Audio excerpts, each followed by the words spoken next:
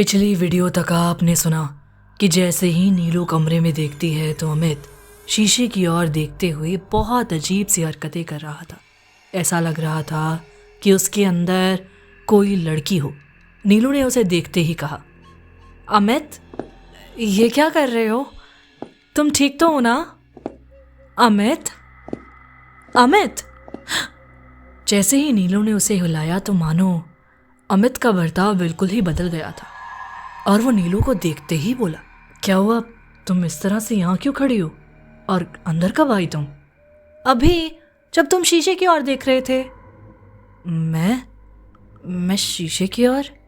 क्या हो गया है अमित तुम्हें? तुम ठीक हो ना? हाँ, मैं ठीक हूँ।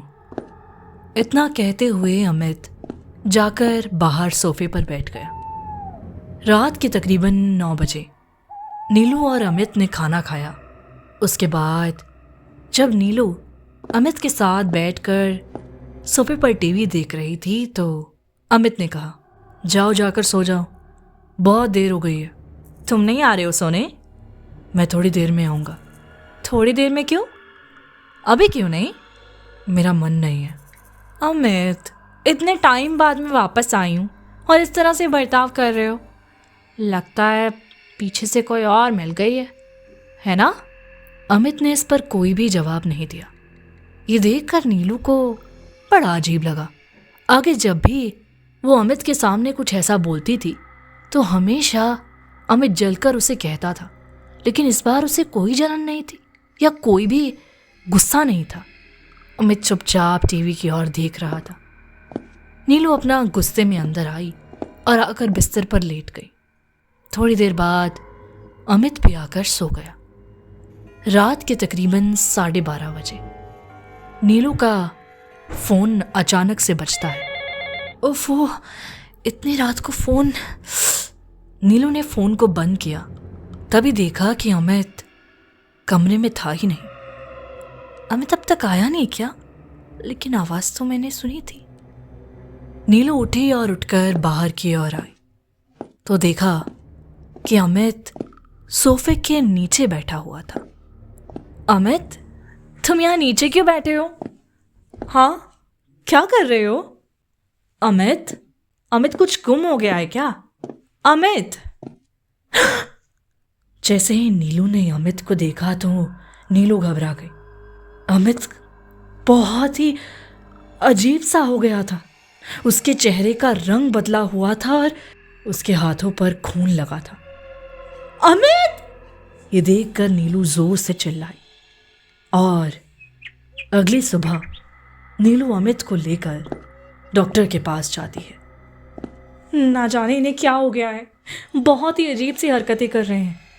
नीलू ने सारी बात डॉक्टर को बताई, जिसे जानने के बाद डॉक्टर ने कुछ दवाइयाँ लिख कर दी और कहा, देखिए मैडम, कभी कभार ना इंसान थोड़ा सा अजीब हो जाता है। अकेले रहने की वजह से, डिप्रेशन की वजह से कि इंसान अपने आप को कुछ और ही समझने लगता है।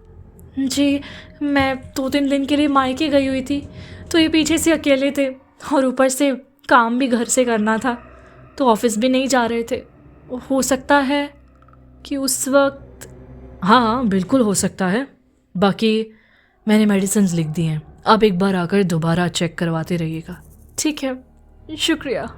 काफ़ी दिन तक नीलू अब मेडिसिन्स के सहारे जीती रही, लेकिन मेडिसिन्स अमित पर कोई असर नहीं कर रही थी। अमित का व्यवहार बहुत ही अलग होता और धीरे धीरे अमित के अंदर अमित रहा ही नहीं था, मानो कि कोई शैतान घुस गया था। फिर एक दिन अचानक नीलू को याद आया कि उस रात वो उस बुढ़िया के पास गया था, जिसके बाद से अमित का बर्ताव चेंज हो गया। कहीं ये सब उस बुढ़िया के पास जाने के बाद तो नहीं हुआ? नीलू ने इस बारे में जानने के लिए एक बाबा को कांटेक्ट किया, जो कि काफ़ी पुराने थे। हेलो जी बाबा, नमस्कार। दरअसल मुझे अपने पति को लेकर आपसे कुछ बात करनी थी। उसने सारी बात खुलकर बाबा के आगे रखी और उसके बाद बाबा ने अमित को उसे वहाँ लाने के लिए कहा। वो जैसे ही वहाँ लेकर पहुँची तो बाबा ने कहा, कुछ तो है इसके अंदर। सही कहा तुमने। मतलब? कोई शैतानी शक्ति इसे घेरे हुए है, जिन प्रेत जिसने इसे जकड़ लिया है।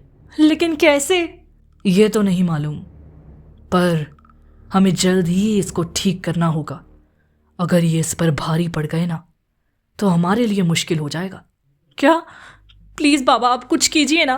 बाबा ने अपने कुछ तौर तरीके अपनाए। थोड़े दिन तक अमित की हालत वैसी ही रही। फिर अचानक एक दिन बाबा ने देखा कि अमित के घर में ही एक बॉटल पड़ी हुई थी। वो बॉटल बहुत ही ज़्यादा पुरानी थी। बाबा कमरे के अंदर घुसे और उस बॉटल को देखने लगे और नीलू से पूछा, ये शीशी किस चीज़ की है? बाबा, ये तो शायद कोई परफ्यूम है। कहाँ से आया ये? ये तो मेरे एक दोस्त ने दिया था, काफ़ी समय पहले मैं लेकर आई थी। ये सही नहीं है। मतलब? फेंक दो इसे। लेकिन क्यों? जला दो इसे। कैसी बातें कर रहे हैं आप? कोई बात है क्या? फेंको इसे, इसकी वजह से ही सब कुछ हो रहा है। मतलब? बाबा कुछ अजीब सा ही बोल रहे थे, जिसे सुनकर नीलू को भी अजीब लगा। नीलू ने उस शीशी को आग में जला दिया, जिसके बाद अचानक से अमित के व्यवहार में बदलाव आ गया और धीरे धीरे अमित पहले जैसा होने लगा। तब बाबा ने उसे बताया, उस रात पक्का इसने इस शीशी का इस्तेमाल किया होगा। हाँ शायद, मतलब खुशबू आ रही थी जब मैं कपड़े धो रही थी ना, इनके कपड़ों पर ऐसा ही कुछ आ रहा था, फ्रेग्रेंस। और ये शीशी का इस्तेमाल करने के बाद ही ये सुनसान रास्ते पर बाहर चला गया होगा। हाँ, पार्टी आना था दोस्त की तो गए थे। तो उसके बाद जब सुनसान रास्ते पर गया तो इसके ऊपर जिन हावी हो गया, क्योंकि एक तो ये अकेला था और थोड़ा सा शायद अकेला महसूस भी कर रहा होगा, थोड़ा अजीब सा दिमाग में चल रहा होगा कुछ गलत शलत, जिसकी वजह से जिन इसके ऊपर हावी होने में सफल हो पाया। और उसके बाद जब ये वापस आया तो इसका रूप एकदम बदल गया था। हाँ, मैंने आपको बताया था ना, वो लड़की मिली थी, उसके बाद से ही सब कुछ बदलाव आया है। उसका तो मुझे पता नहीं, लेकिन इतना कह सकता हूँ कि ये इत्र और इस तरह से इसका बाहर सुनसान रास्ते पर जाना ही इस पर भारी पड़ गया। आगे से ऐसी गलती दोबारा मत होने देना। कभी भी रात को इत्र लगाकर सुनसान रास्तों पर ना तुम जाना ना इसे जाने देना, समझी?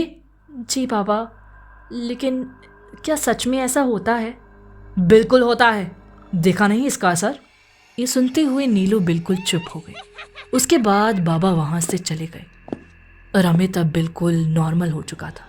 थोड़े दिन बाद ही नीलू को खबर मिलती है कि वो बुढ़िया पकड़ी गई। वो कोई भूत प्रेत नहीं, बल्कि एक नॉर्मल इंसान ही थी, जो लोगों को डराती थी ताकि वो उस रोड पर ना आए, क्योंकि वो लोग उस रोड पर ड्रग्स का धंधा कर रहे थे, इसीलिए सबको रोका जा रहा था। लेकिन ये सुनकर नीलू के मन में एक सवाल जरूर आया कि अगर ये औरत नॉर्मल थी तो जिन उसके पति पर हावी कैसे हुआ?